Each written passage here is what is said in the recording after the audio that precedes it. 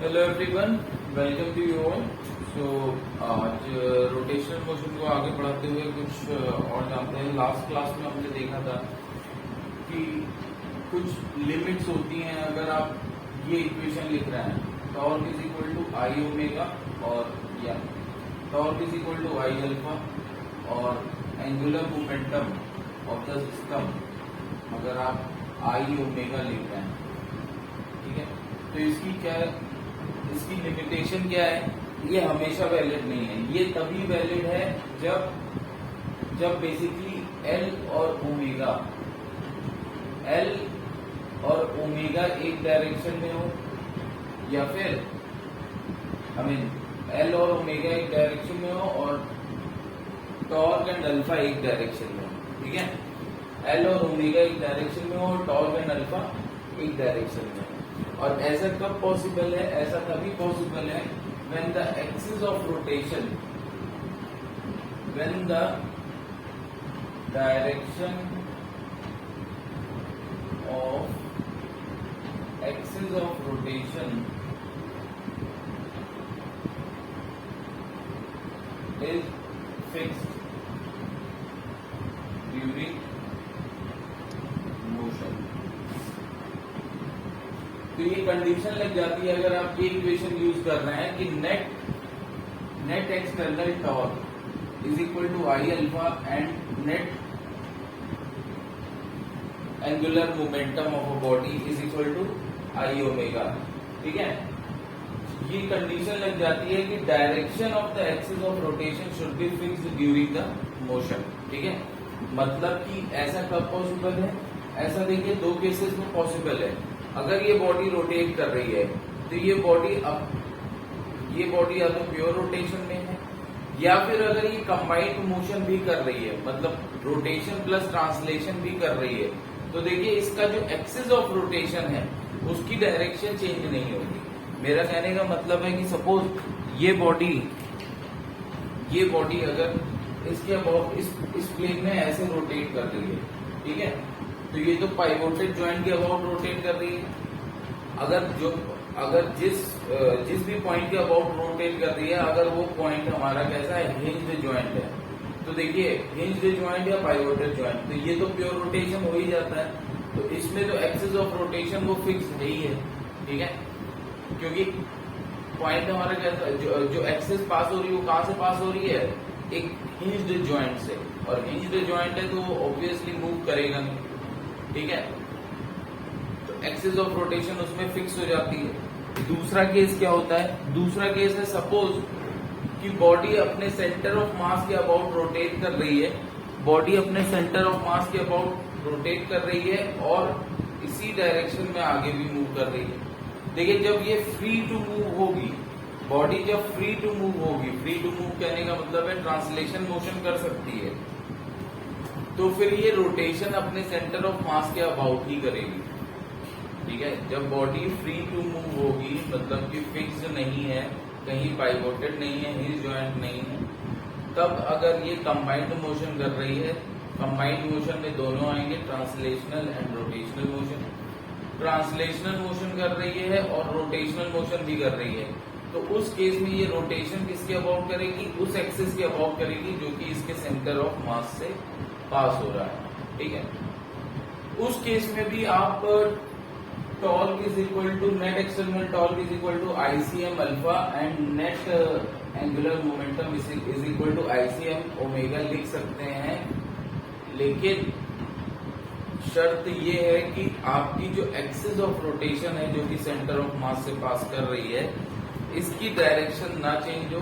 ठीक है, ये इस तरीके से मूव करे कि ये जो एक्सिस है ये पैरेलली मूव करे, ये इस तरीके से मूव करे कि ये जो एक्सिस है ये ड्यूरेशन के साथ कैसे आगे बढ़े? पैरेलली। तो मैं कह सकता हूं कि उस केस में डायरेक्शन क्या होगा? Direction of this axis of rotation वो कांस्टेंट रहेगा। ठीक है, नेक्स्ट अब हम देखते हैं कि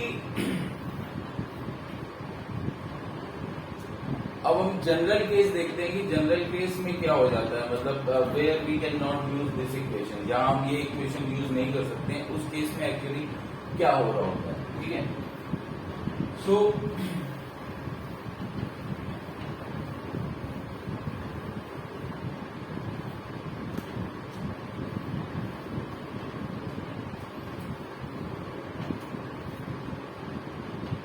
हेडिंग डाल सकते हैं कि उसमें जो होता है प्रिसीजन मोशन होता है, ठीक है। प्रिसीजन मोशन यहाँ थोड़ा सा ही समझेंगे, ज्यादा नहीं। प्रिसीजन मोशन बेसिकली क्यों आता है?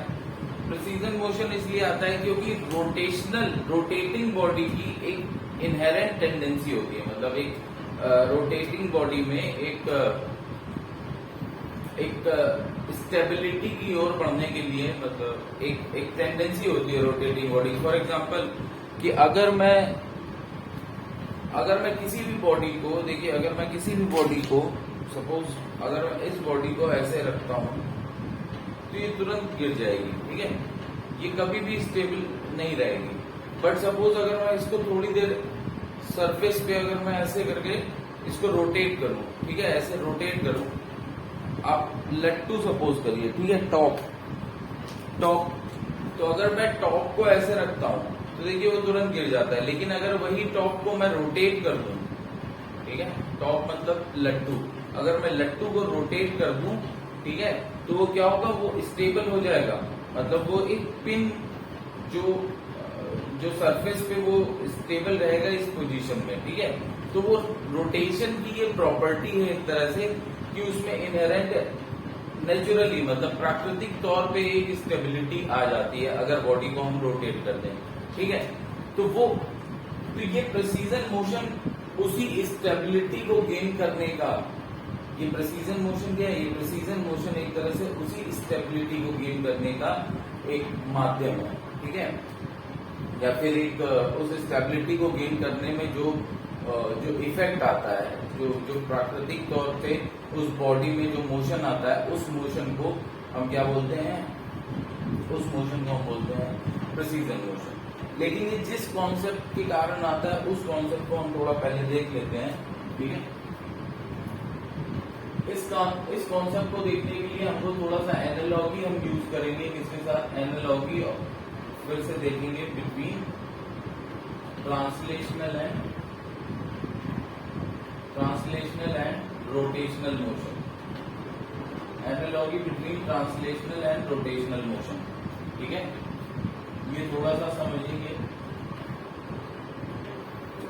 देखिए जब मैंने एक्सप्लेन किया था आपको कि प्रोजेक्टाइल में मैंने बताया था एक चीज कि क्या होता है कि जब बेसिकली एक्सीलरेशन, मैंने बताया था अगर एक्सीलरेशन पैरेलल होता है वेलोसिटी के, तो ये क्या करता है?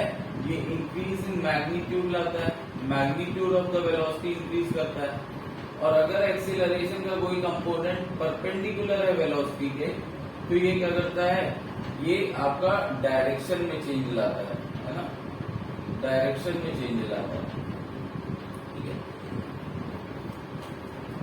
ऐसा मैंने डिस्कस किया था जब हम 2D मोशन इन 2 डायमेंशन में, मोशन इन 2 डायमेंशन देख रहे थे, तब हमने ये डिस्कस किया था।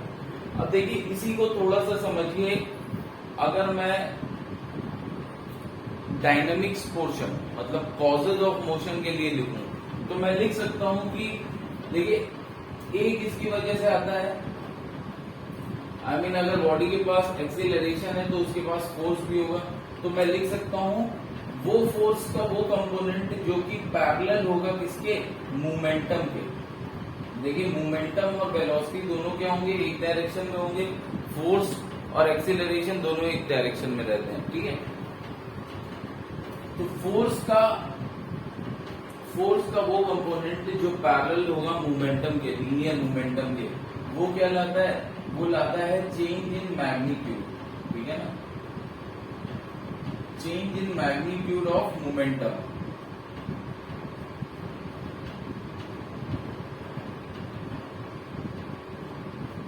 और फोर्स का जो कंपोनेंट होगा परपेंडिकुलर टू पी, वो क्या लाएगा? Change in direction of momentum, linear momentum, change in direction of linear movement.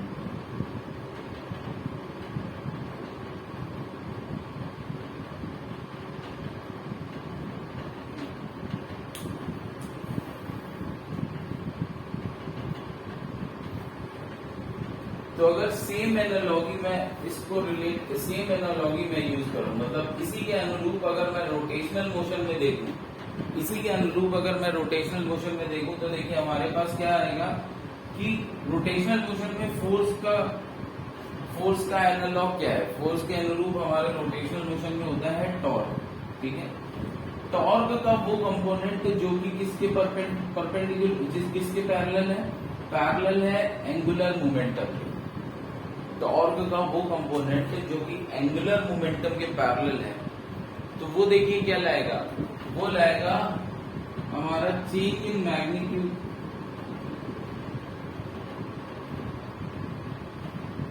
ठीक है, किसके मैग्नीट्यूड में, change in magnitude of angular momentum, change in magnitude of angular momentum.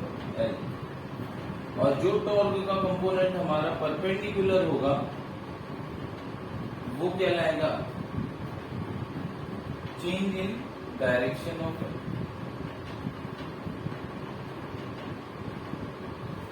Change in direction of it. मतलब कि क्या है, अब देखिए अगर ये बॉडी कुछ इस तरीके से रोटेट कर रही है, ठीक है, एक अभी हम समझ रहे हैं इसको, ये एक फिक्स पॉइंट पे रोटेट कर रही है, तो देखिए इसका angular momentum, spin angular momentum किस डायरेक्शन में होगा, देखिए ये इस तरीके से रोटेट कर रही है, तो स्पिन एंगुलर मोमेंटम किस डायरेक्शन में होगा, स्पिन एंगुलर मोमेंटम इस डायरेक्शन में होगा। ठीक है, जो कि इसके एक्सिस ऑफ रोटेशन से पास होगा, जो कि फिलहाल हम सेंटर ऑफ मास ही समझ रहे हैं। ठीक है, two equal and opposite force इसको मूव कर रहे हैं।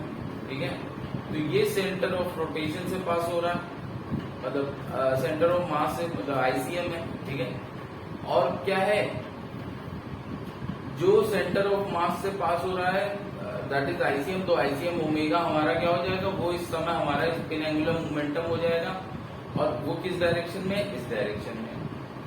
ठीक है, वो किस डायरेक्शन में, इस डायरेक्शन में। अब देखिए अगर हमारे पास टॉर्क जो है वो पैरेलल टू एल है, तो इसके मैग्नीट्यूड में चेंज करेगा, मतलब कि अब मैं क्या करूं, तो इसी इक्वल एंड अपोजिट फोर्स को मैं और इंक्रीज करता जा रहा हूं, तो देखिए क्या होगा कि ये जो टॉर्क आएगा, ठीक है ना, देखिए इक्वल एंड अपोजिट फोर्स इसका कैसे लग रहा है, लेफ्ट ये वाला हैंड मैं ऊपर ले जा रहा हूं और ये वाला हैंड मैं नीचे ले जा रहा हूं। ठीक है, तो ये जो टॉर्क आ रहा है, टॉर्क भी एंगुलर मोमेंटम की डायरेक्शन में आ रहा है। एंगुलर मोमेंटम तो इस तरफ है ही है, और टॉर्क भी एंगुलर मोमेंटम की डायरेक्शन में आ रहा है। ठीक है, टॉर्क भी एंगुलर मोमेंटम की डायरेक्शन में आ रहा है। अब जितना ज्यादा मैं ये इंक्रीज करूंगा, ये दोनों इक्वल एंड अपोजिट फोर्स जो मैं लगा रहा हूँ, ये जितना ज्यादा इंक्रीज करूंगा उतना ज्यादा क्या होगा, ये टॉर्क इंक्रीज होगा, और उतना ही ज्यादा क्या होगा, ये एंगुलर मोमेंटम इंक्रीज करेगा, उतना ही ज्यादा एंगुलर मोमेंटम में इंक्रीज आएगा। लेकिन अब समझिए कि ये कौन सा टॉर्क होगा जो कि इसके डायरेक्शन में चेंज लाएगा। कोई भी टॉर्क हो सकता है, अभी फिलहाल हम वो देखने जा रहे हैं, लेकिन जो भी इसकी डायरेक्शन में चेंज लाएगा, किसकी, एंगुलर मोमेंटम की, स्पिन एंगुलर मोमेंटम की, वो क्या, देखिए स्पिन एंगुलर मोमेंटम की डायरेक्शन इस तरफ है, ये चेंज होगी। अगर ये डायरेक्शन चेंज होगी, ये डायरेक्शन अगर स्पिन एंगुलर मोमेंटम की चेंज होगी, तो देखिए क्या होगा, एक्सिस ऑफ रोटेशन फिक्स नहीं रहेगी। जब एंगुलर मोमेंटम की डायरेक्शन चेंज हो रही है, तो ये देखिए क्या हो रहा है, एक्सिस ऑफ रोटेशन अब फिक्स नहीं रहेगी, राइट। एक्सिस ऑफ रोटेशन की ही डायरेक्शन में स्पिन एंगुलर मोमेंटम है। अब वो कैसे फिक्स रह सकती है अगर एंगुलर मोमेंटम की डायरेक्शन चेंज हो रही है, और वो क्यों चेंज होगी, क्योंकि कोई ना कोई कंपोनेंट आ जाएगा टॉर्क का जो कि परपेंडिकुलर होगा किसके, एंगुलर मोमेंटम की डायरेक्शन। ठीक है, तो देखिए कोई ना कोई टॉर्क अगर आ गया जो कि परपेंडिकुलर है एंगुलर मोमेंटम की डायरेक्शन के, तो देखिए ये क्या होगा, ये बॉडी कुछ इस तरीके से मूव करने लगेगी, ये बॉडी कुछ इस तरीके से मूव करने लगेगी। क्यों इस तरीके से मूव करेगी? टू गेन द स्टेबिलिटी, ठीक है, स्टेबिलिटी गेन करने के लिए ये कुछ इस तरीके से मूव करने लगेगी, ठीक है। अब एंगुलर मोमेंटम की डायरेक्शन में ऐसा भी हो सकता है कि जो टॉर्क है वो कुछ इस तरीके से हो जाए, ठीक है, जो टॉर्क है वो कुछ इस तरीके से हो जाए, तो बॉडी क्या होगा? इस तरीके से, तो बॉडी रोटेट भी करती रहेगी। बॉडी पहले ऐसे रोटेट कर रही थी, अब सपोज इसके ऊपर कोई टॉर्क लग गया, तो टॉर्क लग गया जो कि एंगुलर मोमेंटम के परपेंडिकुलर था।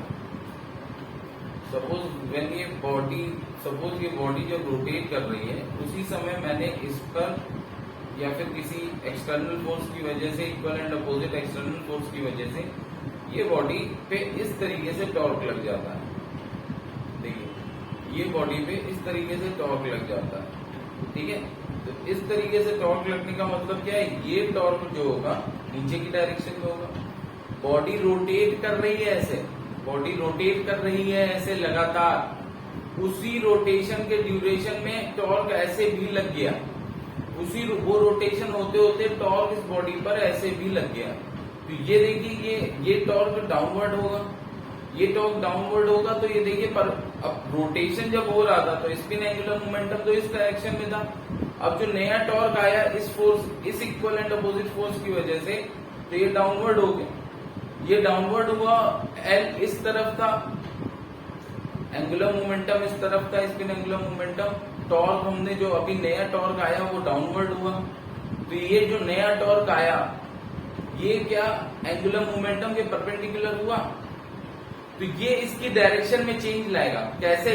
देखिए, ये रोटेट करती रहेगी और एकदम से जब वो वाला टॉर्क लगेगा तो ये बॉडी जो है इस तरीके से रोटेट होती रहेगी।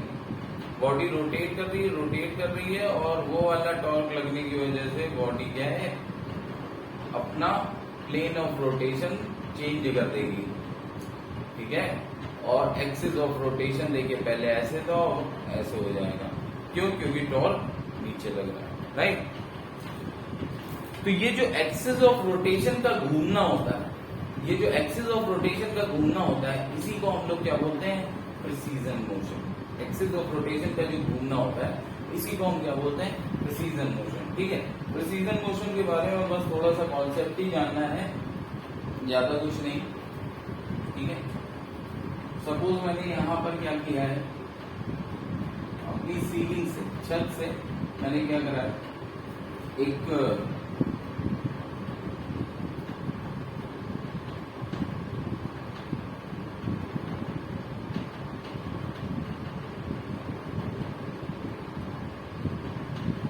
सपोज ये कुछ पतला सा वायर या पतली सी रॉड है, ठीक है, जिसमें मैंने नीचे हुक जॉइंट दे दिया, कुछ हुक टाइप का है, ठीक है।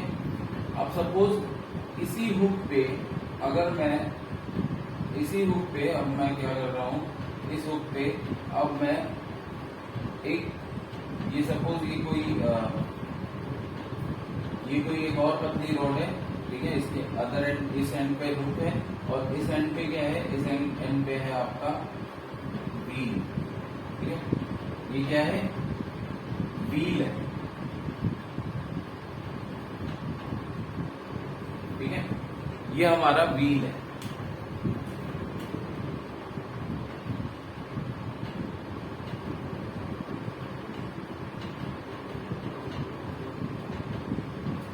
ये हमारा क्या है? व्हील है। व्हील किस डायरेक्शन में है? देखिए, व्हील है आपका इस प्लेन में, ठीक है। ये व्हील ऐसे रोटेट करेगा, ठीक है। ऊपर से रस्सी लटक, ऊपर से रॉड है, ठीक है।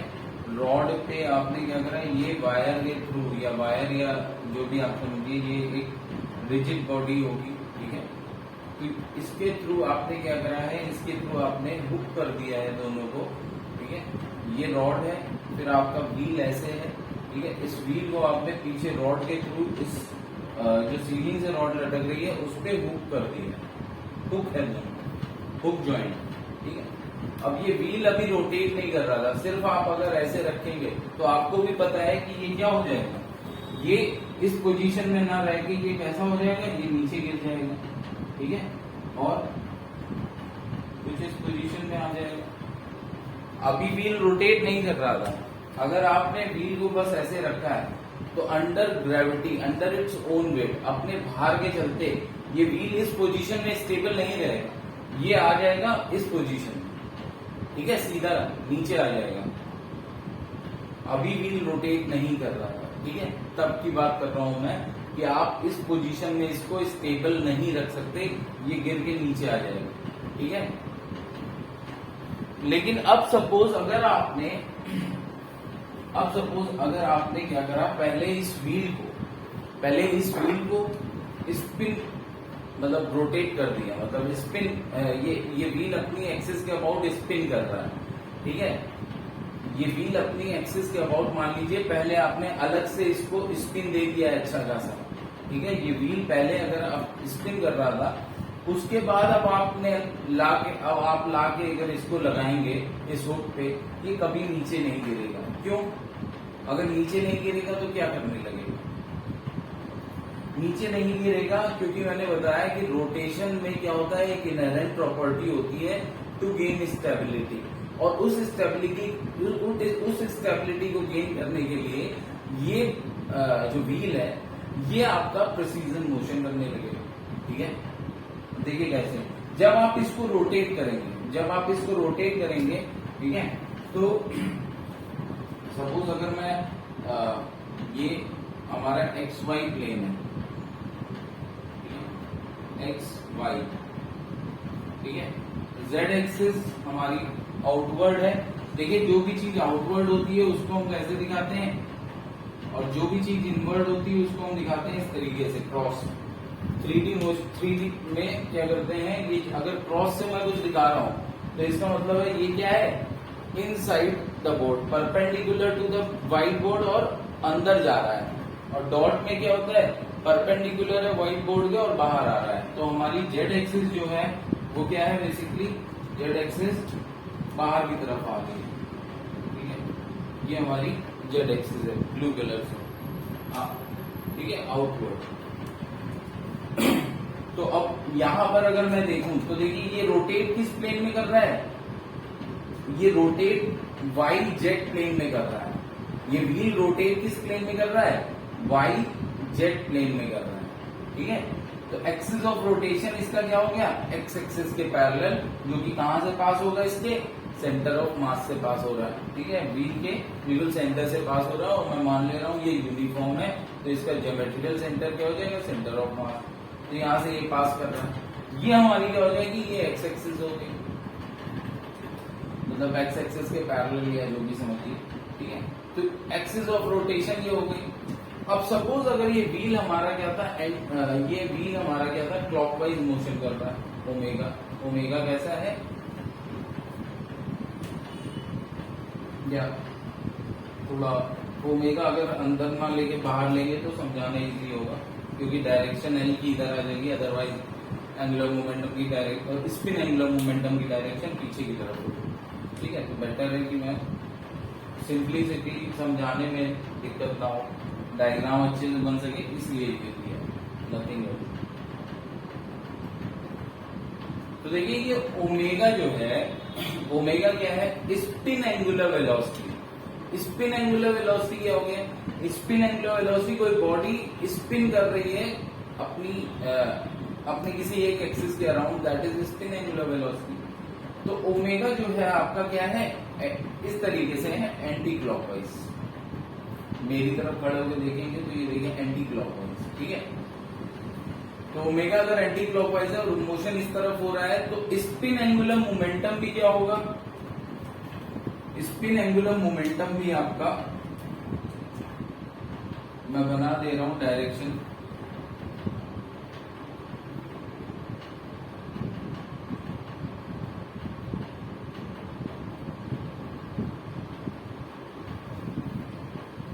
तो ये आपका क्या हो जाता है, स्पिन एंगुलर मोमेंटम हो जाता है, ठीक है। ये हमारा क्या हो गया, ये हमारा हो गया स्पिन एंगुलर मोमेंटम, राइट।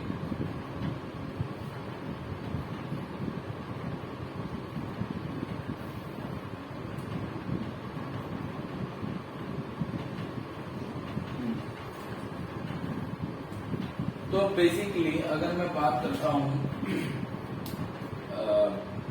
इसके वेट की, ठीक है, इसके भार की।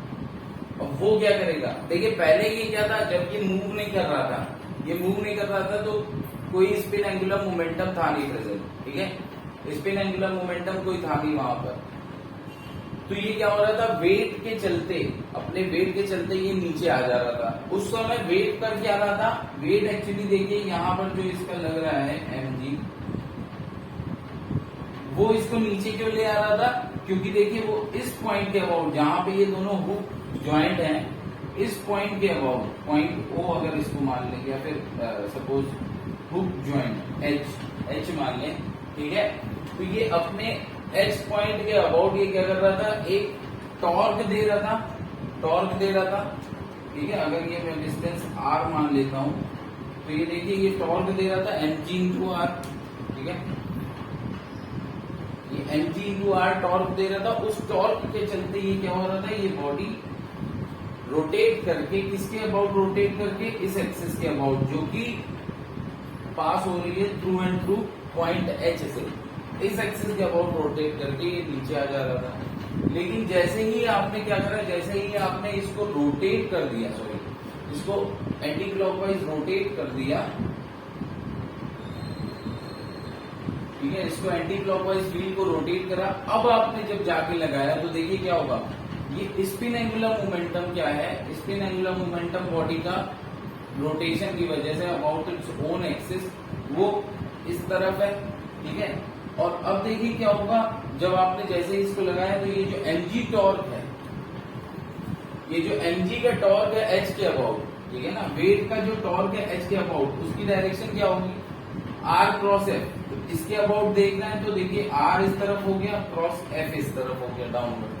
पोजीशन वेक्टर r क्या हो गया, पॉइंट mg कहां से लग रहा है, point of application of force का पोजीशन वेक्टर r इस डायरेक्शन में हो गया, r क्रॉस f ये होगा। या फिर आप सिंपली ये समझिए ना, mg और h पॉइंट इस तरफ है तो टॉर्क ऐसे ही आएगा, ठीक है।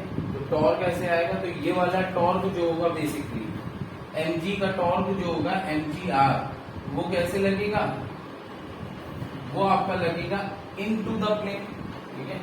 तो मैं वो ये यहां पर बना दे रहा हूं, इनटू द प्लेन, ठीक है। ये हमारा क्या होगा, टॉर्क ड्यू टू mg, ये हमारा आएगा torque due to mg into the plane. और स्पिन एंगुलर मोमेंटम किस डायरेक्शन में, इस डायरेक्शन में। तो हमारी डेफिनेशन के अकॉर्डिंग ये जो mg टॉर्क है, ये स्पिन एंगुलर मोमेंटम के परपेंडिकुलर होने के कारण क्या करेगा, इसका एंगल चेंज कर, इसकी डायरेक्शन, स्पिन एंगुलर मोमेंटम की डायरेक्शन चेंज करने लगेगा, ठीक है। अब ये व्हील जो है ऐसे रोटेट करेगी और ये कभी नीचे नहीं आएगी, क्यों, क्योंकि इस टॉर्क का इफेक्ट अब क्या हो गया, इसको नीचे लाना नहीं होगा। इस टॉर्क का इफेक्ट अब किस सेंस में आप देखोगे कि ये जो है व्हील ऐसे ऐसे रोटेट भी करती जाएगी और ऐसे ऐसे मूव भी करती जाएगी, मतलब इसकी एक्सिस ऑफ रोटेशन जो है वो ऐसे मूव करेगी। तो व्हील ऐसे ऐसे रोटेट भी कर रही है और एक्सिस ऑफ रोटेशन देखिए इसकी कुछ इस तरीके से मूव करती जाएगी और ये पूरा ऐसे मूव करेगी। तो अब देखिए जो एल स्पिन है उसकी डायरेक्शन चेंज होती जाएगी, ठीक है। तो जो कि पहले व्हील आपका जो नीचे आ जा रहा था, अब नीचे ना आने की बजाय क्या होगा,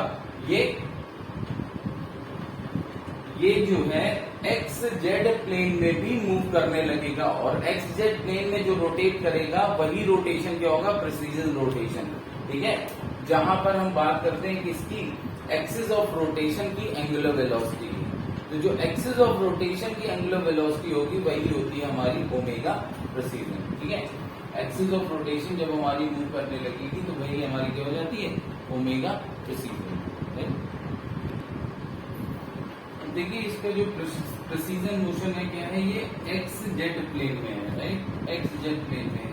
तो ये सपोज ये कुछ इस सर्किल पे मूव करेगा,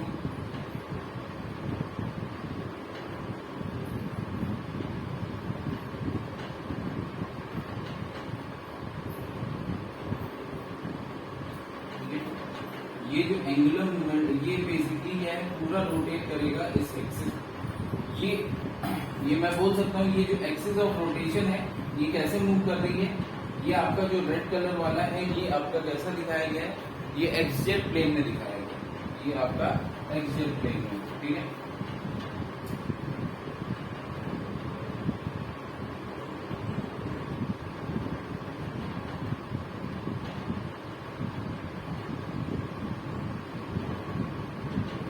ये एक्सजेड प्लेन में है। तो ये बेसिकली देखिए क्या होता है,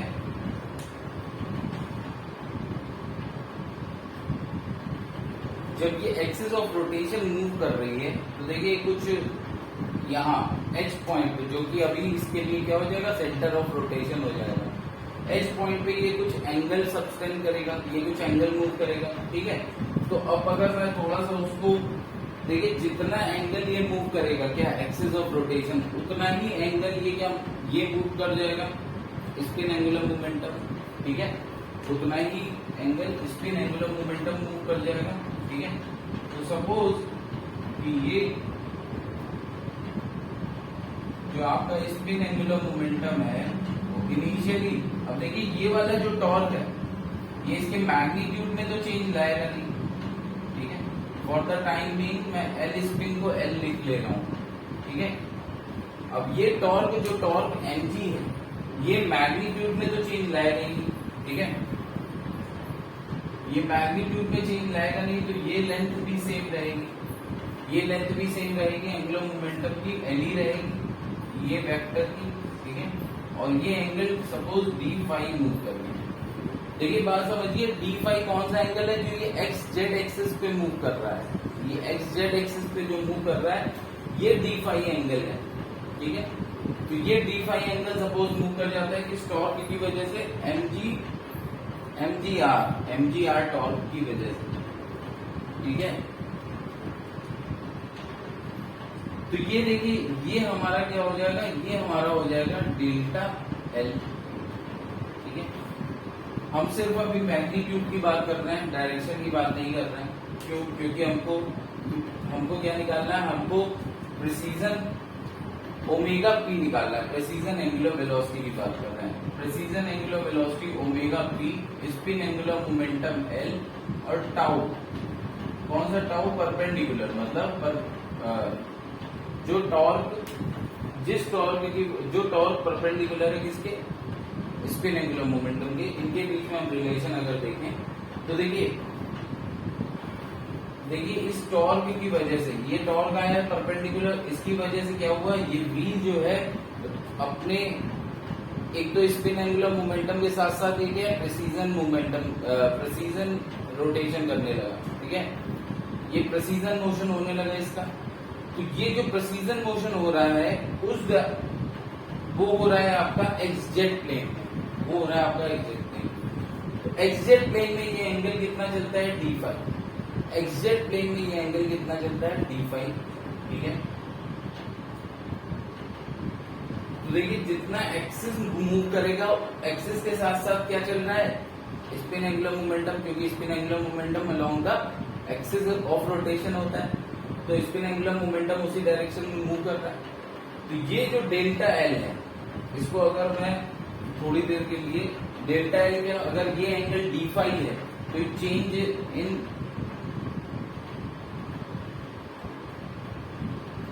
ये जो change in angular spin angular momentum आएगा ये भी बहुत स्मॉल होगा। अच्छा ये चेंज क्या है, मैग्नीट्यूड में चेंज नहीं है, आपको पता है ये सिर्फ और सिर्फ डायरेक्शन में चेंज हो रहा है, ठीक है। तो dl हो गया। अब मैंने आपको बताया है ये जो एक्सिस ऐसे मूव कर रही है, इसी की एंगुलर वेलोसिटी को हम लोग क्या बोलते हैं, प्रेसीजन एंगुलर वेलोसिटी। यही एंगुलर वेलोसिटी को एंगुलर वेलोसिटी जिसको हम प्रेसीजन एंगुलर वेलोसिटी बोल रहे हैं। तो मैं लिख सकता हूं कि ओमेगा पी क्या होगा, ओमेगा पी हमारा हो जाएगा d5/dt। ओमेगा पी हमारा क्या हो जाएगा, d5/dt। ये तो हमारी पहली इक्वेशन आ जाती है।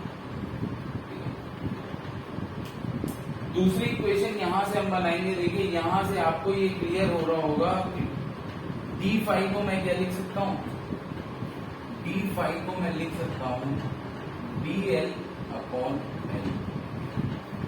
जहां पर l क्या है, स्पिन एंगुलर मोमेंटम, ठीक है।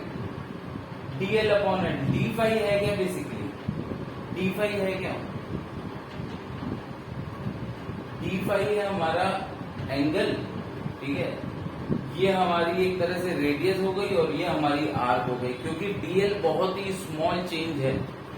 बहुत ही स्मॉल चेंज अगर होता है तो आर्क और स्ट्रेट लाइन, इनकी दोनों की लेंथ में कोई ज्यादा फर्क नहीं होगा। तो मैंने सेम फॉर्मूला यूज कर लिया है कि angle is equal to arc upon radius, ठीक है। अब आपको लग रहा होगा कि यहाँ आर्क है नहीं, लेकिन ये इतना स्मॉल चेंज है कि आर्क और स्ट्रेट लाइन की लेंथ वो मैं इक्विवेलेंट ले सकता हूँ। तो मैंने इसीलिए सेम फॉर्मूला यूज करा है कि angle is equal to arc upon radius.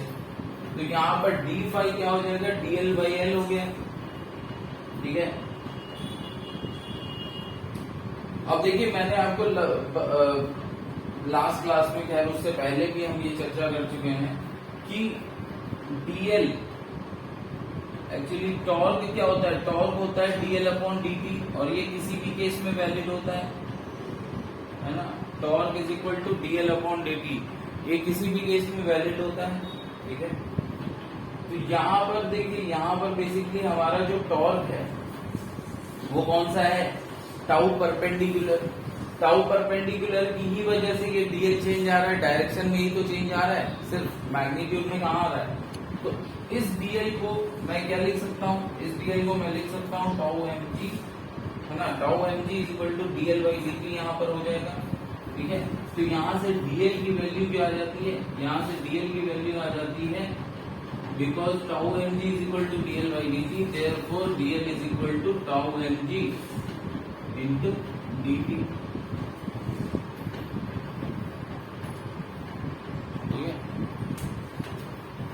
इस इक्वेशन को उठा के मैं यहाँ पर पुट कर दूं तो क्या आएगा? देखिए, D phi is equal to क्या आ जाएगा? डी फाई आ जाएगा आपका tau M G into D T upon L. D phi की वैल्यू यहाँ से हमारे पास जो आई है, इसको मैं इक्वेशन 1 में रख दूं, ठीक है। तो देखिए ओमेगा पी क्या आ जाएगा? ओमेगा पी डी फाई की वैल्यू आप यहाँ पर पुट करेंगे तो ये देखिए डी और ये डी कैंसिल हो जाएगा, आपके पास आ जाएगा टाउ एम जी अपॉन, ये आपका रिलेशन आ जाता है किसके बीच में? टॉर्क, प्रेसीजन एंगुलर मोमेंटम और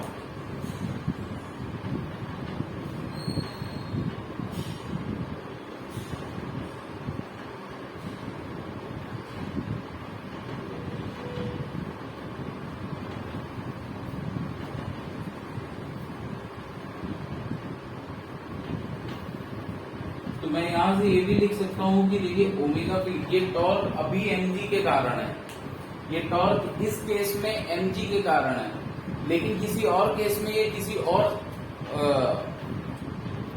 और क्वांटिटी के कारण हो सकता है। बट आपको ये पता होना चाहिए कि ये जो भी टॉर्क होगा ये किसके परपेंडिकुलर होगा? ये परपेंडिकुलर होगा आपके स्पिन एंगुलर मोमेंटम के। तो यहाँ पर और बेसिकली हम रिलेशन को और जनरलाइज कर सकते हैं, और यहाँ पर मैं लिख सकता हूँ कि जो हमारा ओमेगा पी आएगा वो क्या आ जाएगा? Tau perpendicular upon spin angular momentum.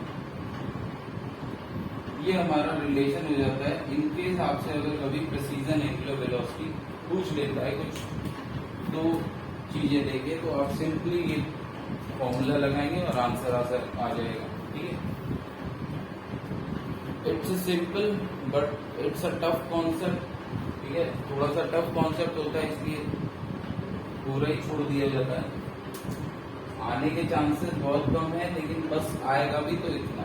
ये आपको परपेंडिकुलर टॉर्क दिया है, एंगुलर स्पिन एंगुलर मोमेंटम दिया है और प्रेसीजन एंगुलर वेलोसिटी पूछ लिया है।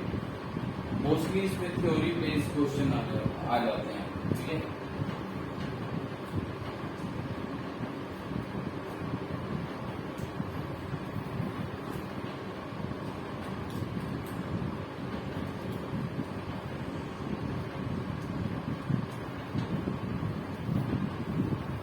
देखिए नेक्स्ट हमारा है, नेक्स्ट हम एंटर कर रहे हैं कंबाइंड मोशन के एक स्पेशल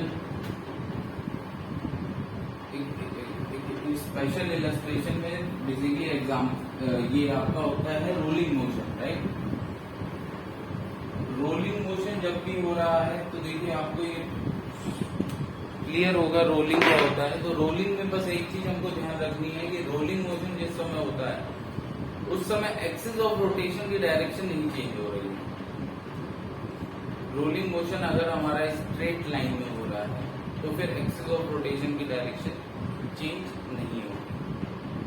अब ऑब्वियसली अगर रोलिंग मोशन हमारा किसी कर्व में हो रहा है तो एक्सिस ऑफ रोटेशन की डायरेक्शन भी चेंज होगी, ठीक है।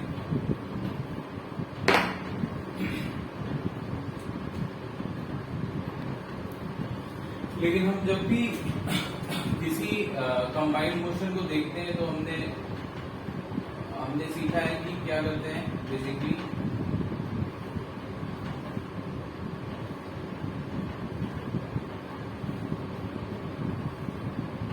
हम जब किसी भी कंबाइंड मोशन को देखते हैं तो हम क्या करते हैं, हम बेसिकली कंबाइंड मोशन को हमेशा क्या करते हैं डिवाइड कर लेते हैं दो तरीके से। कंबाइंड मोशन को हमने देखा है कि हम डिवाइड करते हैं दो तरीके से। कंबाइंड मोशन मतलब जिसमें ट्रांसलेशन भी हो रहा हो रोटेशन भी हो रहा हो, तो हम इसको दो पार्ट में डिवाइड करते हैं। एक पार्ट होता है प्योर ट्रांसलेशन ऑफ,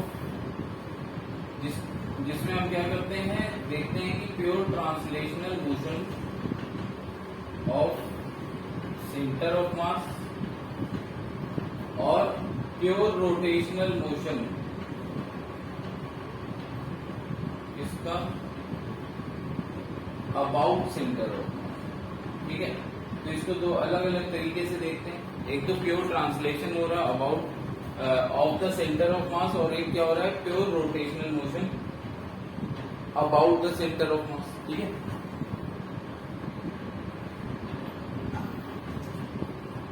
देखिए अगर ये बॉडी सपोज रोल कर रही है, राइट, ये बॉडी रोल कर रही है तो इसके पास दो मोशन होते हैं। इसके पास दो मोशन होंगे। एक मोशन होगा जो कि मैं सेंटर ऑफ मास के अराउंड देखूंगा इसके, ठीक है, जो मैं अबाउट या फिर पहले जो मैं सेंटर ऑफ मास का रोटेशन देखूंगा, ठीक है, सॉरी सेंटर ऑफ मास का मोशन देखूंगा। तो देखिए सेंटर ऑफ मास क्या है, जैसे जैसे ये बॉडी रोल करेगी तो ये बॉडी क्या है रोल करते हुए आगे जाएगी, ठीक है। ये बॉडी क्या है, ये बॉडी आपकी रोल करते हुए आगे जा रही है। तो जब ये बॉडी रोल करते हुए आगे जा रही है, ठीक है, जब ये बॉडी इस तरीके से रोल करते हुए आगे जा रही है तो देखिए इसका जो सेंटर ऑफ मास है, ये सेंटर ऑफ मास जो है ये भी आगे जा रहा है। तो सबसे पहले जब मैं अभी फिलहाल क्या करूं, अभी फिलहाल मैं इसका जो ये रोटेशन है, आपको ये रोल करते हुए दिख रही है, लेकिन रोटेशन को अभी भूल जाइए। अभी सिर्फ और सिर्फ कौन सा मोशन देखिए जिसमें ये आगे जा रही है। तो जिस मोशन में ये आगे जा रही है, ठीक है, उस मोशन को अगर हम एनालाइज करें तो हर एक पार्टिकल के पास एक वेलोसिटी है जो कि स्ट्रेट इस तरफ है, जिस तरफ बॉडी जा रही है, ठीक है। वो वेलोसिटी कौन सी है, वो बेसिकली सेंटर ऑफ मास की जो वेलोसिटी है वही वेलोसिटी।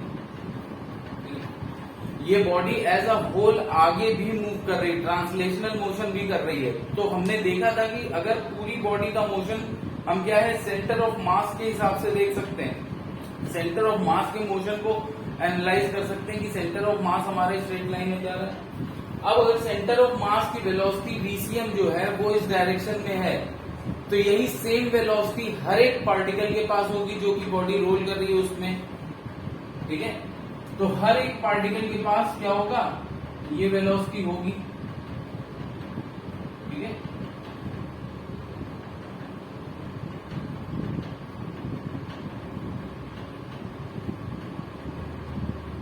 हर एक पार्टिकल के पास ये वेलोसिटी होगी, राइट।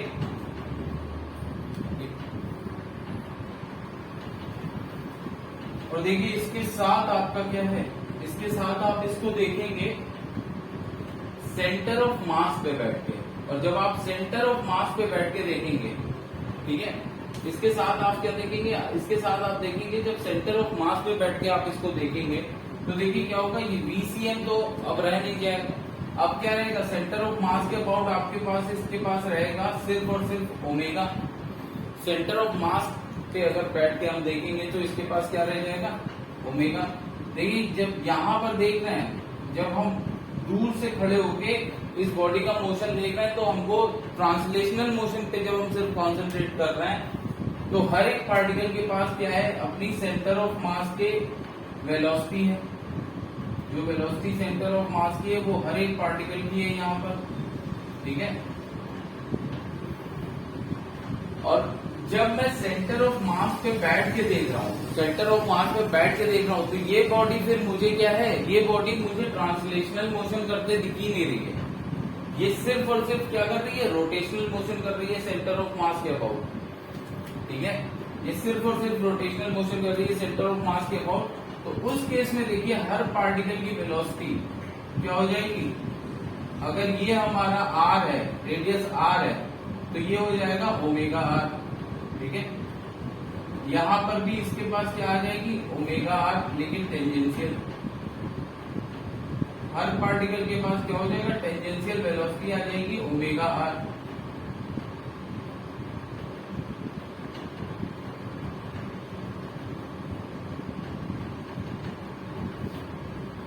और रोलिंग है क्या, रोलिंग है, इन्हीं दोनों का अगर मैं ऐड कर दूं तो हमारा रोलिंग बन जाता है। इन्हीं दोनों का अगर मैं ऐड कर दूं तो हमारा रोलिंग बनता है। और रोलिंग में देखिए फिर क्या होगा, जो सबसे ऊपर पार्टिकल है उसकी वेलोसिटी और इसी डायरेक्शन में क्या हो जाएगी, VCM प्लस ओमेगा आर। इसकी वेलोसिटी देखिए क्या हो जाएगी, ये हो जाएगी VCM और ये क्या हो जाएगा, ओमेगा आर।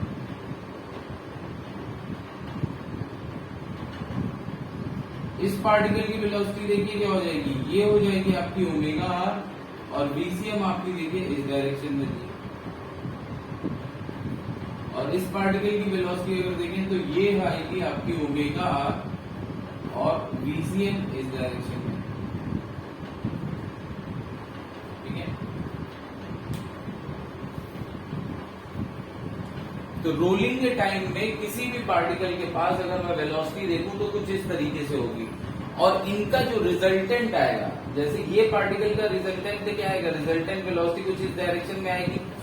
तो देखिए रोलिंग के टाइम में ये पार्टिकल नेट इस तरफ मोशन कर रहा होगा, इस पार्टिकल का नेट मोशन किस तरफ होगा, वो रिजल्टेंट वेलोसिटी की तरफ होगा, उस रिजल्टेंट वेलोसिटी की तरफ होगा, ठीक है। अब प्योर रोलिंग के लिए क्या होता है, प्योर रोलिंग का क्या है, प्योर रोलिंग मतलब प्योर रोलिंग का मतलब है नो स्लाइडिंग। अब स्लाइडिंग होने के चांसेस कहाँ है, स्लाइडिंग वहीं पर हो सकती है जहां पे पॉइंट ऑफ कांटेक्ट है, ठीक है।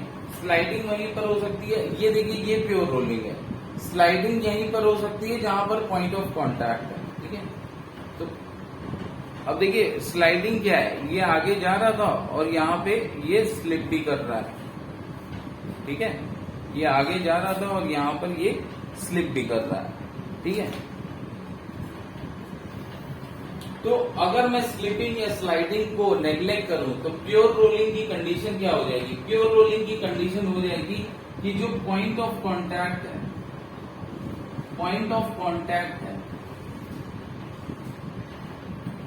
वहां पर नो स्लिपिंग,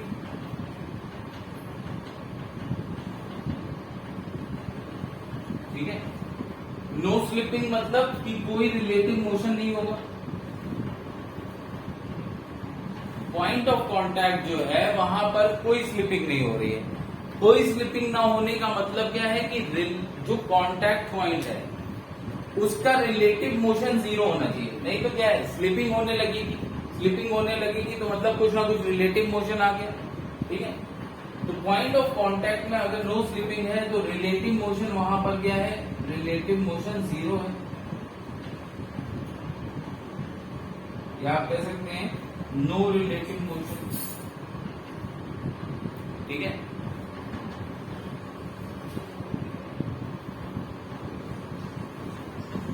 और अगर रिलेटिव मोशन नहीं है तो देखिए अगर ये बॉडी अर्थ पे चल रही है, ठीक है, अगर ये बॉडी अर्थ पे है और अर्थ के फ्रेम ऑफ रेफरेंस में आप भी खड़े हैं तो आपके हिसाब से पॉइंट ऑफ कांटेक्ट की वेलोसिटी क्या होनी चाहिए, 0 होनी चाहिए।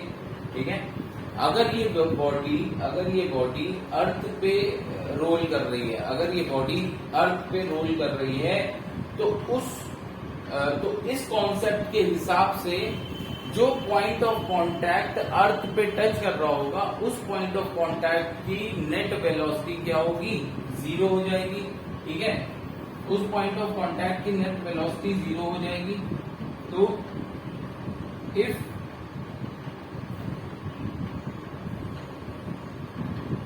if rolling is on earth, ठीक है, देन जो पॉइंट ऑफ कांटेक्ट कौन सा होगा हमारा, सबसे नीचे वाला होगा। पॉइंट ऑफ कांटेक्ट की हमारी वेलोसिटी क्या हो जाएगी, नेट वेलोसिटी 0 हो जाएगी। ठीक है, पॉइंट ऑफ कांटेक्ट की जो नेट वेलोसिटी होगी,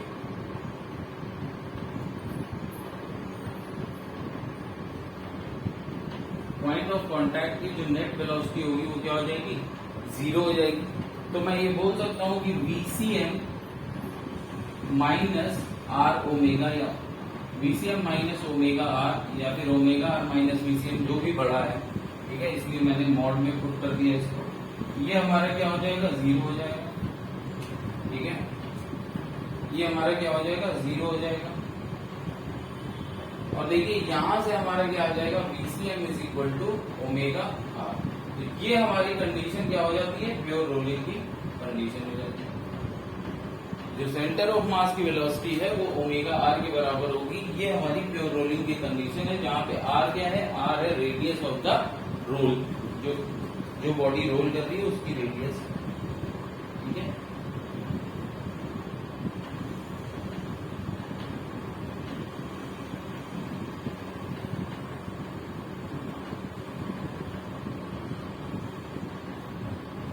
अब अगर सपोज ये बॉडी अर्थ पे ना रोल करके ये किसी एक प्लैंक पे रोल कर रही है। प्लैंक मतलब कोई भी एक लकड़ी का बार हो गया। ठीक है, तो उस पे ये मान लीजिए रोल कर रही है, किसी भी चीज पे अगर ये रोल कर रही है सपोज, और इस बॉडी की वेलोसिटी अगर v1, ठीक है, सो अगर रोलिंग अभी अर्थ पे थी तो ये केस हो गया। लेकिन यहां पर क्या है, इफ रोलिंग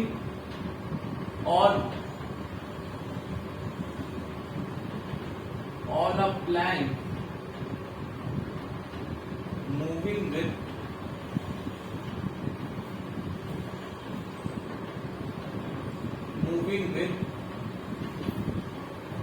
velocity v1, ठीक है ना, on a plank moving with velocity v1, ठीक है। तो उस केस में देखिए आपका क्या होगा, ये जो आपका पॉइंट ऑफ कांटेक्ट आएगा, ठीक है, ये जो पॉइंट ऑफ कांटेक्ट आएगा, इसके पास क्या वेलोसिटी होगी, सपोज ये वेलोसिटी जो इसके सेंटर ऑफ मास की है, ये VC मैं लिख दे रहा हूं, तो VC हो गई ये ओमेगा, इसका एंगुलर वेलोसिटी है। तो पॉइंट ऑफ कांटेक्ट P, जो पॉइंट ऑफ कांटेक्ट P है उसकी रिलेटिव वेलोसिटी 0 होगी। पॉइंट ऑफ कांटेक्ट P की रिलेटिव वेलोसिटी क्या होगी, 0 होगी।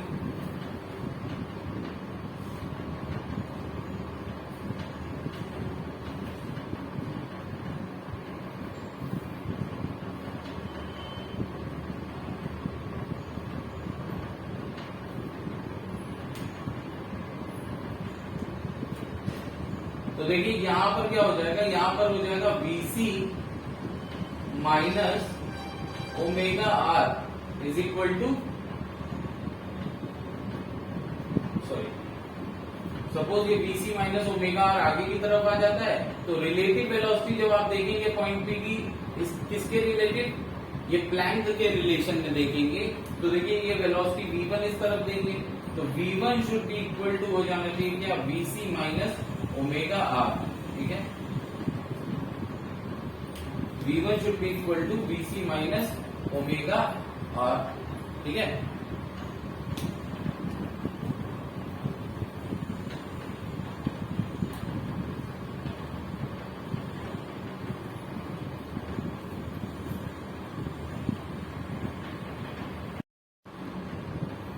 चलिए एक क्वेश्चन करते हैं।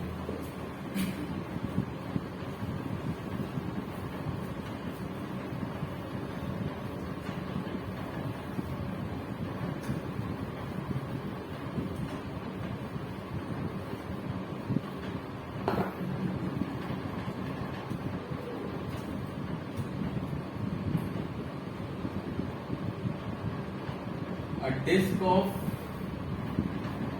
radius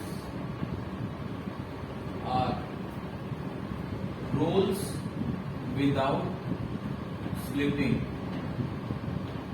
A disk of radius r rolls without slipping, okay,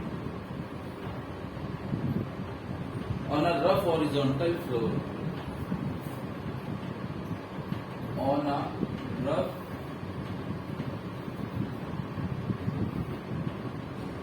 horizontal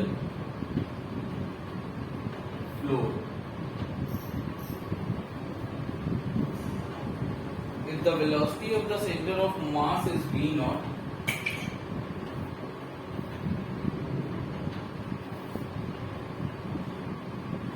if the velocity of center of mass is v naught,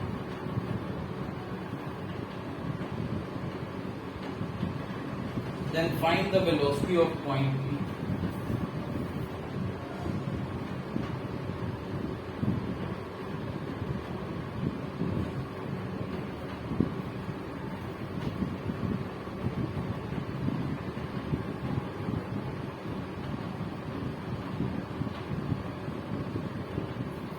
point P की वेलोसिटी हमको बतानी है, डायग्राम दिया है, ठीक है, डायग्राम दिया है, ये आपका सेंटर ऑफ मास है O, आई मीन सेंटर है O, ठीक है, डिस्क का,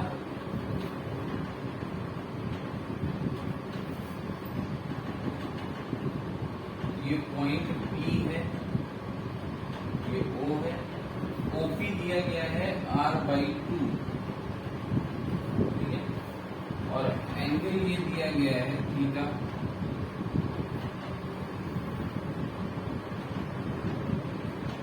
एंगल थीटा दिया गया है 60 डिग्री। एंगल थीटा कितना दिया गया है, ये 60 डिग्री हमको दिया गया है।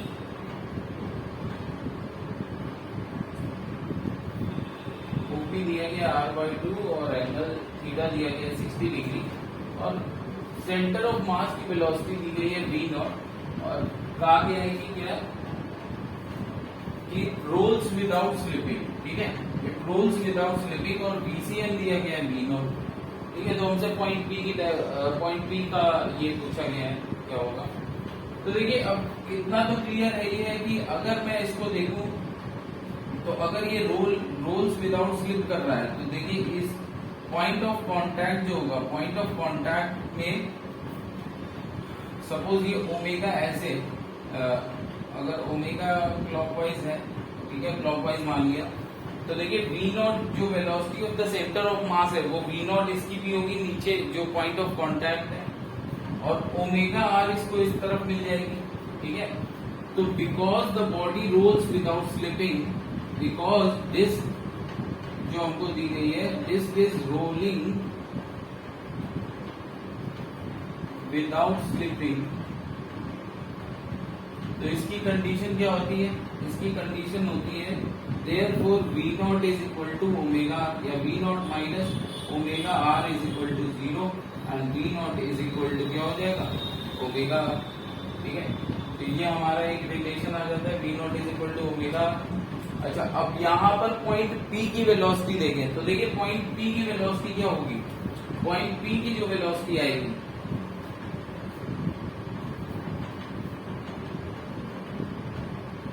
ये पॉइंट O है, ये पॉइंट P, तो देखिए पॉइंट P की तो एक तो वेलोसिटी आएगी ओमेगा r, वो किसके परपेंडिकुलर होगी, वो होगी ये OP लाइन के परपेंडिकुलर, ओमेगा r, ठीक है।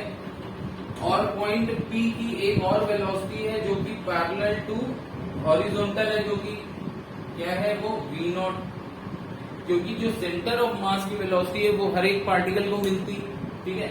तो ये हॉरिजॉन्टल एक हो गई, क्या हॉरिजॉन्टल हो गई आपकी v नॉट, ठीक है।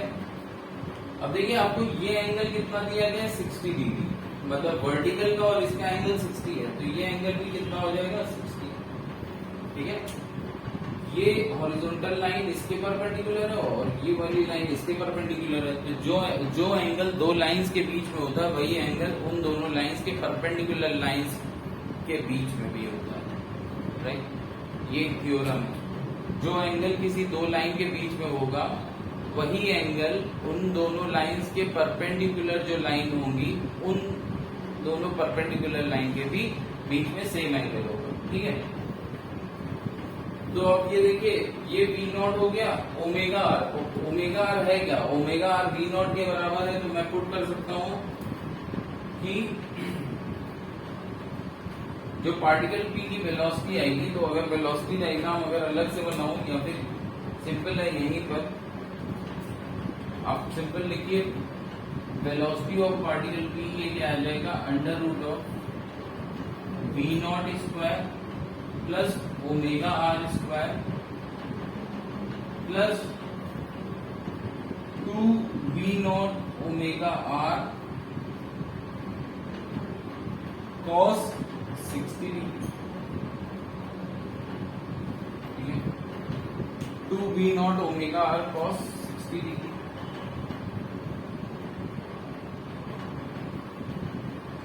ये हमारा ओमेगा है।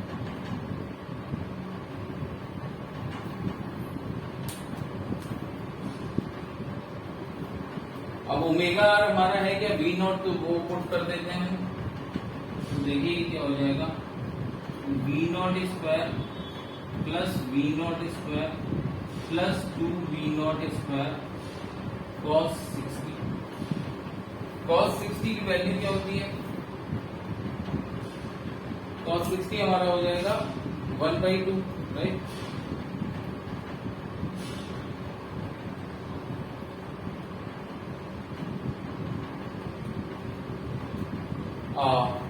जस्ट अ मिनट, ये ओमेगा आर नहीं होगा, ये पॉइंट P है, राइट, ये पॉइंट P है, तो ये होगा ओमेगा इंटू ओपी, ठीक है। ये थोड़ा सा गड़बड़ हो गया, ये पॉइंट P है, देखिए पॉइंट P हमारा OP कितना दिया गया R/2, तो अगर ये ओमेगा से ये इसकी एंगुलर वेलोसिटी ओमेगा है, तो पॉइंट P की जो लीनियर वेलोसिटी आएगी due to rotational motion, point P की जो लीनियर वेलोसिटी आएगी किसकी वजह से, due to rotational motion, rotational motion की वजह से वो क्या होगा ओमेगा इंटू ओपी होगा, ठीक है। तो ओमेगा इंटू ओपी होगा ये, ना कि ओमेगा इंटू आर, ठीक है। तो ओमेगा इंटू ओपी, अब ओपी हमारा क्या है, ओपी हमारा दिया गया है R/2, ठीक है। ओपी हमारा क्या दिया गया है, ओपी हमारा दिया गया है R/2, तो ये आपका हो जाएगा ओमेगा इंटू R/2।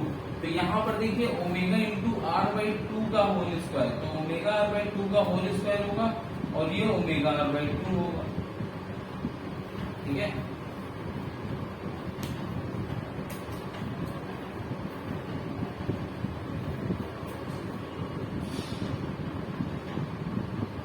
अब देखिए v naught is equal to omega R है, ये तो हमको पता ही है, तो वो हम यहाँ पर सबसे पहले ओमेगा आर की जगह v नॉट रख देते हैं, ठीक है। तो देखिए हमारा vp जो आएगा वो हमारा क्या आ जाएगा v naught square plus omega R की जगह v नॉट रख दीजिए, v naught by 2 square plus 2 v naught square upon 2 cos 60, 2 से 2 कैंसिल हो गया, ठीक है। अब ये देखिए क्या आ जाएगा v naught square plus v naught square by 4 plus v naught square by 2,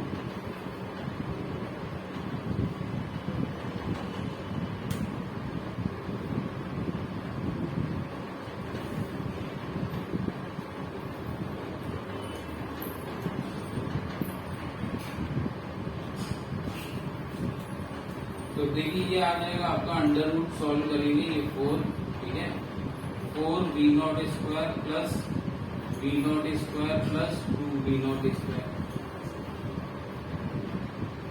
तो ये आपका आ जाता है √7/2 v0।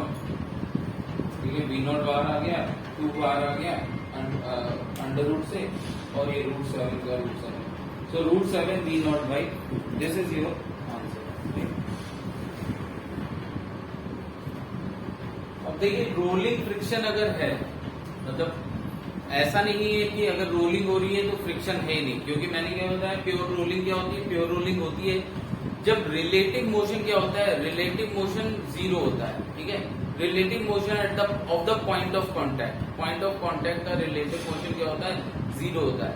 तो पॉइंट ऑफ कांटेक्ट का रिलेटिव मोशन 0 होने का मतलब ये नहीं है कि वहां पर फ्रिक्शन होगा ही नहीं, फ्रिक्शन होगा, क्योंकि अगर फ्रिक्शन नहीं है तो बॉडी रोल कर ही नहीं पाएगी, राइट। रोलिंग फ्रिक्शन अलग कॉन्सेप्ट होता है। रोलिंग फ्रिक्शन के बारे में हम जान चुके हैं, क्योंकि डिफॉर्मेशन की वजह से होता है। पॉइंट ऑफ कांटेक्ट पे जो सरफेसेस हैं वो थोड़ा डिफॉर्म हो जाती हैं, उस वजह से आता है रोलिंग फ्रिक्शन। ठीक है, सो ऐसा नहीं है कि अगर रिलेटिव मोशन नहीं मैंने लिखवा दिया है तो रोलिंग फ्रिक्शन होगा ही नहीं। अब बात आती है जब आपके सामने क्वेश्चंस आते हैं, तो रोलिंग फ्रिक्शन या तो आपसे पूछा जा सकता है रोलिंग फ्रिक्शन कितना लग रहा है, या फिर आपको बेसिकली फाइंड आउट करना होगा। तो आप रोलिंग फ्रिक्शन की डायरेक्शन की बात आती है कि आप डायरेक्शन किस तरफ मानेंगे। रोलिंग फ्रिक्शन की डायरेक्शन आप किस तरफ भी मान सकते हैं। ठीक है, रोलिंग फ्रिक्शन स्टैटिक फ्रिक्शन है। ठीक है, अगर आपने डायरेक्शन गलत मान ली है तो वो आंसर नेगेटिव में आ जाएगा, उसका कोई बहुत बड़ा इशू नहीं आता। ठीक है, अब बात आती है कि अगर रोल यहाँ पर स्लिपिंग होने लगे, ठीक है, यहाँ पर अगर स्लिपिंग होने लगे तो हमारा क्या आ जाएगा, हमारा फिर काइनेटिक फ्रिक्शन आ जाएगा एक्शन में। अगर स्लिपिंग होने लगती है तो हमारा काइनेटिक फ्रिक्शन आ जाएगा। ठीक है, तो फिर अब हम उसकी डायरेक्शन देखेंगे कि rolling with slipping and the kinetic friction किस तरफ लगेगा। ठीक है,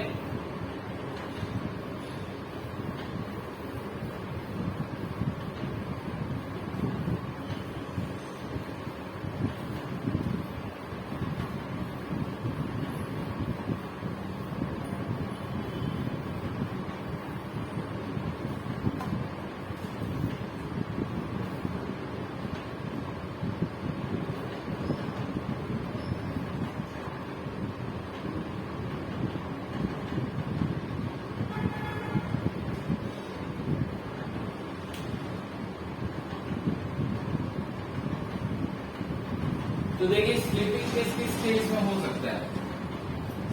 देखिए जब स्लिपिंग नहीं हो रहा है, प्योर रोलिंग हो रहा है, तो V = R ओमेगा है।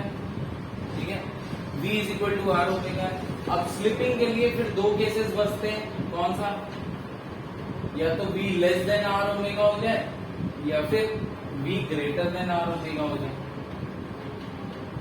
ठीक है, V < R ओमेगा हो जाए या फिर V R ओमेगा हो जाए। सपोज ये पॉइंट ऑफ कांटेक्ट है, इसको अगर हम देखें तो देखिए इसके पास V क्या है, ये कौन सा, VC, सेंटर ऑफ मास का। ठीक है, तो VC = R ओमेगा, तो VC और ये ओमेगा। अब अगर VC > R ओमेगा है, VC > R ओमेगा है, तो देखिए इसकी net velocity, point of contact की नेट वेलोसिटी क्या होगी, आगे की तरफ। पॉइंट ऑफ कांटेक्ट की नेट वेलोसिटी क्या होगी, आगे की तरफ। ठीक है, मतलब कि ये आप समझिए ये स्लिपिंग कैसे हो रही होगी। ये स्लिपिंग कुछ अगर ये ऐसे रोल कर रहा है, अगर ये ऐसे रोल कर रहा है, देखिए रोटेशन तो कुछ इसी तरीके से हो रहा होगा, तभी ओमेगा और पीछे की तरफ। ठीक है, रोटेशन तो कुछ क्लॉकवाइज ही हो रहा है, तभी ओमेगा और पीछे की तरफ है पॉइंट ऑफ कांटेक्ट पे। लेकिन जब स्लिपिंग हो रही है तो देखिए स्लिपिंग में इस केस में क्या हो रहा है, रोलिंग तो ऐसे हो रही है लेकिन स्लिपिंग ऐसे हो रही है। ठीक है, मतलब बॉडी जो है, बॉडी स्लिप होके आगे मूव कर जा रही है। ठीक है, रोल भी हो रहा है लगातार, लेकिन स्लिपिंग भी हो रही है, और स्लिपिंग आगे की तरफ हो रही है। तो जब स्लिपिंग आगे की तरफ हो रही, क्यों स्लिपिंग आगे की तरफ हो रही, क्योंकि VC - omega R will be the net velocity of point of contact। यहाँ पर पॉइंट ऑफ कांटेक्ट की नेट वेलोसिटी क्या होगी, VP net, net velocity of the point of contact क्या होगा, BC माइनस ओमेगा आर, मतलब आगे की तरफ। तो यही स्लिपिंग की कंडीशन, यही स्लिपिंग स्टार्ट होगी। और स्लिपिंग कैसे हो रही है, बॉडी रोल तो कर ही रही थी और आगे स्लिप होती जा रही है साथ साथ। तो अब बताइए, जब ये बॉडी आगे की तरफ स्लिप हो रही है तो इस पर फ्रिक्शनल फोर्स किस तरफ लगेगा, रिलेटिव मोशन किस तरफ हो गया, ये बॉडी आगे की तरफ जा रही है, ठीक है, ये बॉडी आगे की तरफ स्लिप हो रही है, तो इस पर फ्रिक्शनल फोर्स इस केस में क्या हो जाएगा, फ्रिक्शनल फोर्स की डायरेक्शन, ठीक है, जो कि क्या हो जाएगा, म्यू के into,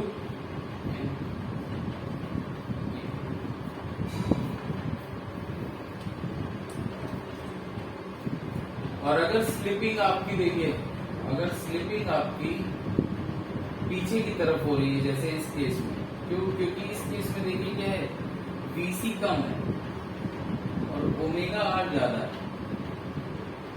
BC is less than omega, तो BC कम है ओमेगा आर ज्यादा है, तो यहाँ पर जो VP नेट है पॉइंट P की, मतलब पॉइंट ऑफ कांटेक्ट की नेट वेलोसिटी क्या हो जाएगी इस केस में, पॉइंट ऑफ कांटेक्ट की नेट वेलोसिटी इस केस में क्या हो जाएगी, पॉइंट ऑफ कांटेक्ट की नेट वेलोसिटी इस केस में आपकी हो जाएगी omega R minus BC। So omega R minus BC होने का मतलब क्या है कि अब ये जो है, ये स्लिपिंग कैसे हो रही होगी, ये स्लिपिंग देखिए, ये स्लिपिंग देखिए कुछ ऐसे, ये आगे जा रहा है, पहले ऐसे हो रही थी स्लिपिंग, अब स्लिपिंग हो रही है पीछे, ठीक है, अब स्लिपिंग किस तरफ हो रही है, स्लिपिंग हो रही है पीछे की तरफ। तो जब स्लिपिंग पीछे की तरफ हो रही है तो देखिए रिलेटिव मोशन इसका रोल का पीछे की तरफ है। अब इसमें जो फ्रिक्शनल फोर्स लगेगा, अब इसमें जो फ्रिक्शनल फोर्स लगेगा Fk, वो किस तरफ लगेगा, आगे की तरफ, जिसकी वैल्यू क्या होगी, म्यू के इंटू एन से, लेकिन डायरेक्शन क्या हो जाएगी, आगे की तरफ।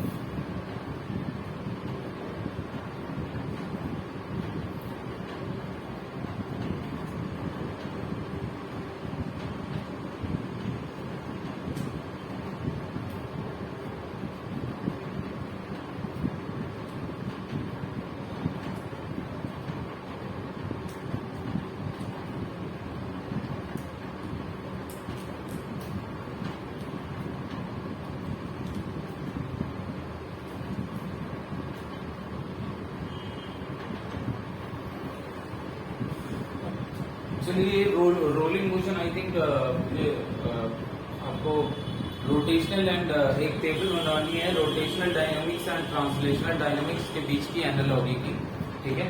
तो रोलिंग मोशन हम थोड़ा सा अभी रोकते हैं, ठीक है, वो टेबल एक्चुअली रोटेशन के जस्ट बाद बनवाना था, रोलिंग मोशन स्टार्ट करने से पहले, अभी आप याद आ गया, सो ठीक है। तो चलिए देखते हैं, टेबल एक बनाते हैं, analogy between rotational dynamics and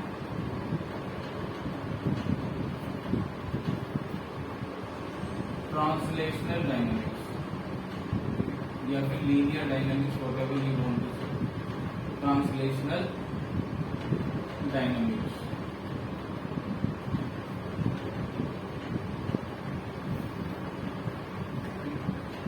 translational dynamics और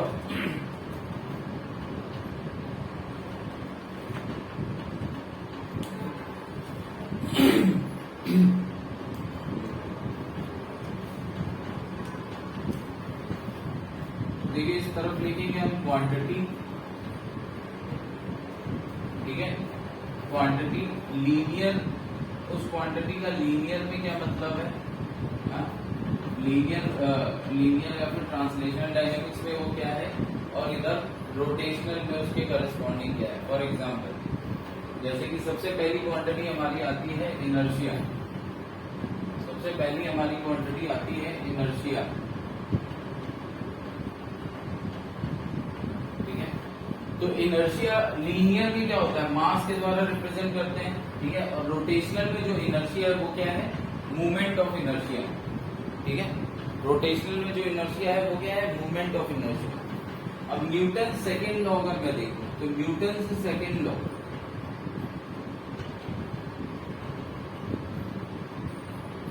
वो हम यहां पर क्या दिखाते हैं, F is equal to M into A, और यहां पर क्या हो जाता है, tau is equal to I alpha, ठीक है।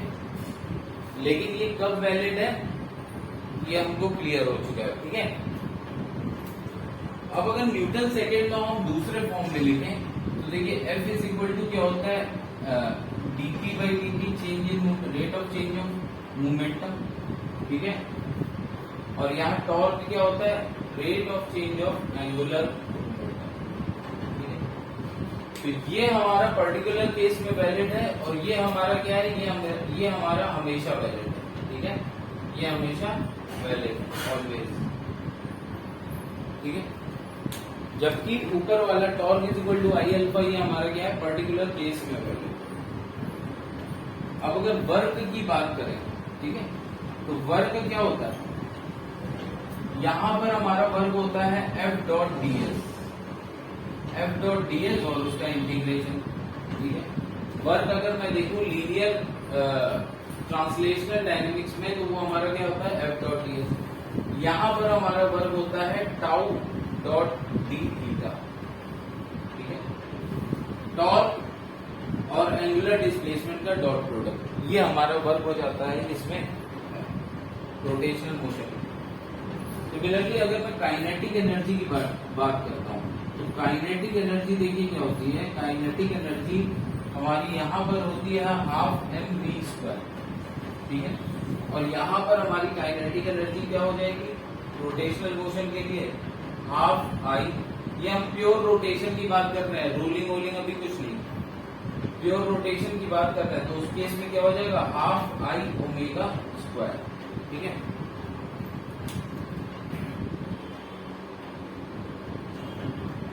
अब वर्क एनर्जी थ्योरम अगर मैं अप्लाई करूं,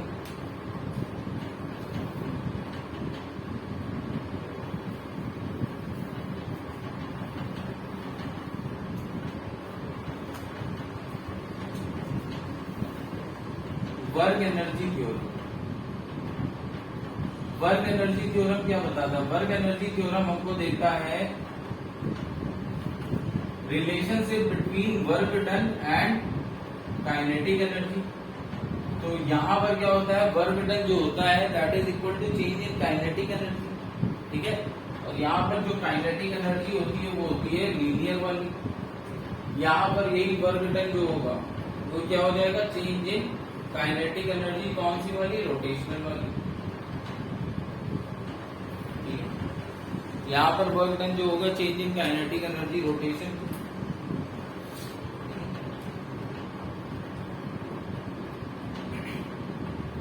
अब मोमेंटम हमको क्लियर है, ठीक है, मोमेंटम हमको क्लियर है। पावर की हम बात कर लेते हैं।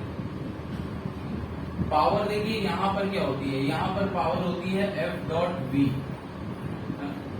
वैसे ही यहाँ पर पावर क्या हो जाती है, यहाँ पर पावर आपकी हो जाएगी tau dot omega.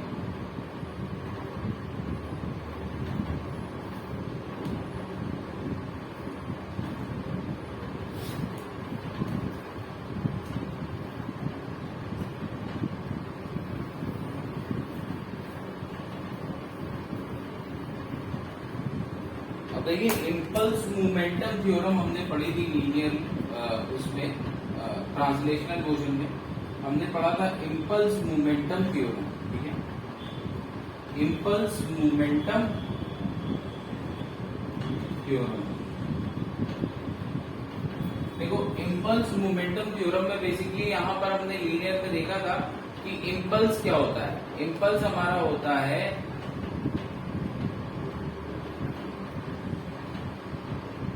Impulse basically क्या होता है, इम्पल्स होता है हमारा जो है इम्पल्सिव फोर्स का इफेक्ट, राइट। इम्पल्स क्या होता है हमारा, इम्पल्सिव फोर्स अगर लग रहा है उसका effect for a very short period of time. Impulsive forces क्या होते हैं, जो कि बहुत ही कम समय के लिए लग रहे हो और टाइम के साथ वो चेंजिंग भी होते हैं, तो वो हमारा क्या हो जाएगा, एफ एक्सटर्नल dt, ठीक है। जो इम्पल्स हमारा आएगा वो क्या आ जाएगा, एफ एक्सटर्नल dt, ठीक है। सिमिलरली हाँ, बट इम्पल्स मोमेंटम थ्योरम में हमने क्या देखा था कि ये जो आता है ये बेसिकली होता क्या है, ये होता है change in momentum of system, ठीक है। इम्पल्स जो होता है वो होता क्या है, इम्पल्स होता है change in momentum of system. Similarly अगर सेम एनालॉजी हम यहाँ यूज करें तो यहाँ पे जो इम्पल्स है उसको मैं क्या नाम दूंगा, जे, ठीक है। इम्पल्स हमारा क्या है, वेक्टर क्वांटिटी है, तो यहाँ पे जो इम्पल्स होगा वो हम देंगे जे, और ये हमारा क्या हो जाएगा, ये हमारा हो जाएगा टाउ एक्सटर्नल डॉट dt। ये प्योर रोटेशन की बात चल रही है, ठीक है।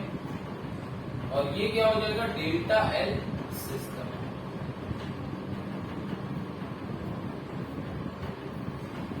Change in angular momentum of the system, और वो हमारा क्या हो जाएगा इस तरीके से, टाउ एक्सटर्नल dt।